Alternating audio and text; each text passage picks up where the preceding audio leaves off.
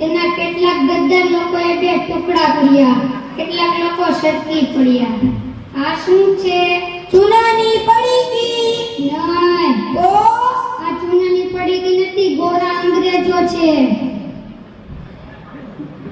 આપણા દેશમાં કેટલા અંગ્રેજો આવ્યા હતા તમને ખબર છે? નહીં. મુઠ્ઠીભર.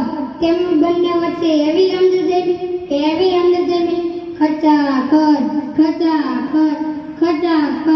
કેટલાકને માર્યા, પીટા, પછી ભારતીયોનું શોષણ કરીને 32 સળિયાઓની જેલમાં પૂરી દીધા. આજે આપણા સમાજમાં કેટલાક ગામડાઓમાં કેટલાક લોકો તમાકુનું સેવન કરે છે. તેમને ખબર નથી કે તમાકુ ખાવાથી કેન્સર થાય છે. તમારે પણ તમાકુ ન ખાવું જોઈએ અને જે ખાતા હોય તેને અટકાવવું જોઈએ. અરે ભાઈ, મને ઊંધિયાવાળી પડીકી આપો. ઊંધિયાવાળી પડીકી તો ઘણી આવે છે. ગોવા, શિમલા, મારીસર, કઈ નદી છે તમારે? હાલો હાલો, આપણે બધી અલગ અલગ પડીકી લઈ હાલો હાલો. રેન્ડર મારે તો ડાયસ આ ગમી સાહેબને આપો સમજો. રેન્ડર મને શિમલા આપો. રેન્ડર મને ગુટકા આપો. ભાઈ મને માનો છે ને ઊંચી લોકે की ઊંચી પસંદ. તમારું ખાવજો. હા, આપો સમજ્યા. હવે તમારું મને લેવો છે ને એક સાથે નાખવું પડશે.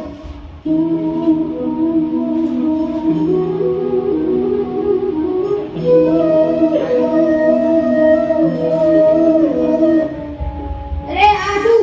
તમને તો કેન્સર થયું છે. શું મને કેન્સર થયું છે? તો હવે હું શું કરીશ? હે ભગવાન, મારું હવે શું થશે? બસ મારા પિતાને કેન્સર થયું છે. શું ખાવાથી થયું છે? તમાકુ ખાવાથી થયું છે. તો તને, સંજય અને જિગ્નેશને પણ કેન્સર થશે. શું અમને પણ કેન્સર થશે? હા, હવે આપણે શું કરવું જોઈએ? આપણે હવે તને બોલાવીને ડોક્ટર પાસે જવું જોઈએ. ચાલો બંનેને બોલાવતો જઈએ. ચાલો ડોક્ટર પાસે ચાલો.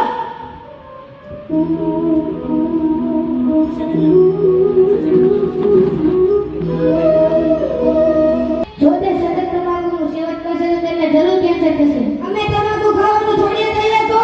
જો મિત્રો, હજી તમે નાના છો, તમારે તમાકુનું સેવન ન કરવું જોઈએ. જે લોકો ખાય છે તેને ખાતા અટકાવો છો. જો તમે તમાકુ નહીં ખાઓ તો તમને જરૂરથી કેન્સરથી છુટકારો મળશે. હા સાહેબ, અમે હવે કદી તમાકુ નહીં ખાઈએ. જે ખાતા છે તેને પણ અટકાવશું. શરમ કરો, હવે તમે આ ધંધો છોડીને હવે ભાગ વેચવાનું શરૂ કરો.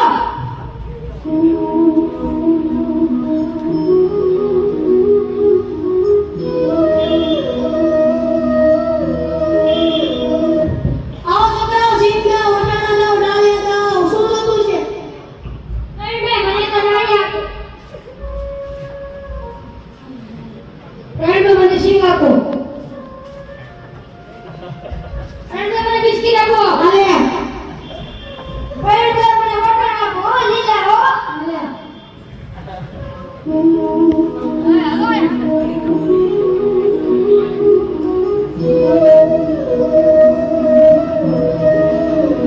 કે વાલી તરીકે હું પ્રતિબદ્ધ બનું છું કે હું મારા સંતાન માટે વ્યસનથી દૂર રહીશ. કે વાલી તરીકે હું પ્રતિબદ્ધ બનું છું કે હું મારા સંતાન માટે વ્યસનથી દૂર રહીશ. હું તમને એક ચરિત્ર કહેવા માંગુ છું તો તમે શાંતિથી સાંભળો એવી વિનંતી છે. ચરિત્રનું નામ છે અધૂરી ઈચ્છા. એક વખત જશોદા મૈયા બાળ શ્રી કૃષ્ણની ફરિયાદોથી કંટાળી ગયા હતા અને તેઓ શ્રી કૃષ્ણની પાછળ લાકડી લઈને પડી ગયા હતા. બાળ શ્રી કૃષ્ણ દોડતા દોડતા ગામમાં ગયા હતા અને તેઓ કુંભારને ત્યાં ગયા. કુંભારને કહે છે, અરે કુંભારજી, મને કંઈક સંતાડો. મારી માતા લાકડી લઈને પાછળ દોડી રહી છે અને તેમ મને મારશે, તે માટે મને કંઈક સંતાડો. આમ કહીને કુંભારે તેને એક મોટા માટલા નીચે સંતાડી દીધા અને ત્યાં આટલું છતાં ત્યાં તેમની માતા ત્યાં આવી પહોંચી અને કુંભારને કહે છે, અરે કુંભાર, તે મારા કાનાને કઈ જોયો છે? કુંભાર કહે, મેં નથી જોયો. આમ કહેતા તેમની માતા ત્યાંથી ચાલી જાય છે અને આ બંને વચ્ચેનો સંવાદ માટલા નીચે બેઠેલા શ્રી કૃષ્ણ સાંભળે છે અને તે કુંભારને કહે છે, જો મારી માતા ગયેલ હોય તો મને માટલા નીચેથી બહાર કાઢો. કુંભાર કહે છે, અત્યારે નહીં, પહેલા મને એક વચન આપો કે તમે મને 84 લાખ યોનિના બંધનમાંથી મુક્ત કરાવવાનું વચન આપો. કૃષ્ણ કહે છે, ઠીક છે, હું તને વચન આપું છું, હવે મને માટલા નીચેથી બહાર કાઢ. કુંભાર કહે છે, અત્યારે નહીં, મારી હજી એક ઈચ્છા છે, હું એકલો નથી, મારા પરિવારને પણ તમે 84 લાખ યોનિના બંધનમાંથી મુક્ત કરવાનું વચન આપો. બાળ શ્રી કૃષ્ણને એમ ઠીક છે એમ કહીને એ પણ વચન આપ્યું. અને પછી કહ્યું, મને આ માટલા નીચેથી બહાર કાઢ. પણ કુમારે કાઢીને પછી ફરી વખત તેને કહ્યું કે તમે જે માટલા નીચે સંતાયા છો તેની માટી મેં મારા બળદ પર લાવી છે, તે માટે તમે મારા બળદને પણ 84 લાખ યોનિના બંધનમાંથી મુક્ત કરવાનું વચન આપો. આમ બાળ શ્રી કૃષ્ણને પસંદ થઈને તેમને વચન આપ્યું. પછી કુંભારને કહ્યું કે મને હવે તો માટલા નીચેથી બહાર કાઢ. કુંભાર કહે છે, છેલ્લી ઈચ્છા છે ભગવાન, કે આપણી આ વચ્ચેનો જે પ્રાણી સમાજ સાંભળતો છે તેને પણ તમે 84 લાખ યોનિના બંધનમાંથી મુક્ત કરવાનું વચન આપો. આમ ભગવાન શ્રી કૃષ્ણ ખૂબ પ્રસન્ન થઈને તેમને વચન આપ્યું. અને કુંભારે તેમના ચરણ ધોયા અને ચરણામૃત પીધું અને તેની ઝૂંપડીમાં છાંટ્યું. અને તે ભગવાનને ભેટીને ખૂબ રેડ્યો કે તે ભગવાનમાં વિલીન થઈ ગયો. આમ વિચારોને જુઓ કે ભગવાન શ્રી કૃષ્ણ 7 ગુંબજ પહોળા ગોવર્ધન પર્વતને પોતાની સમાન આંગળી ઉપર ઉપાડી શકે છે, તે આ એક નાના માટલાને કેમ ન ઉપાડી શકે? આમ ગમે તે વ્યક્તિ કર્મકાંડ કરે છે, ભક્તિ કરે છે કે દાન કરે છે, પણ પ્રાણીમાં પ્રેમ વિના નહીં નટવર કે નંદકિશોર. જય શ્રી કૃષ્ણ.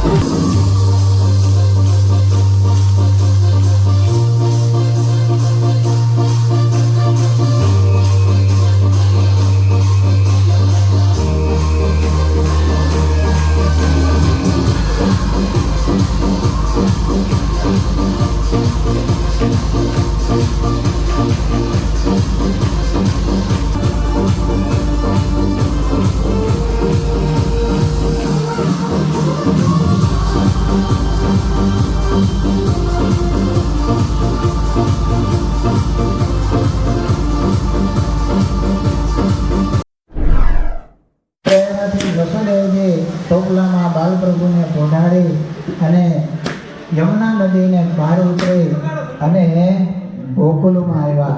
સવાર પડ્યું ને ગોકુળમાં ખબર પડી યશોદાનો લાલો ભયો, યશોદાનો લાલો ભયો. સવાર પડ્યું અને સારો સાર કર્યો.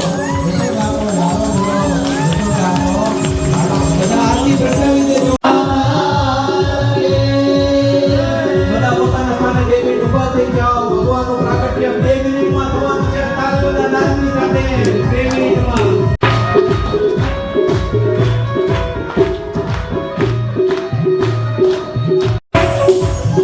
એવા વાસુદેવ મિત્રો મથુરામાં ભગવાનની લડાઈને ગોકુળમાં પધાર્યા. એવા દર્શન આરતી પ્રગટાવી દેજો. બોલો કૃષ્ણ કનૈયા. જેની ઝાંખી આપણને આજે ગોપાલમાં થઈ ગઈ. ભગવાન પારણ્યમાં ઉભી રહ્યા છે.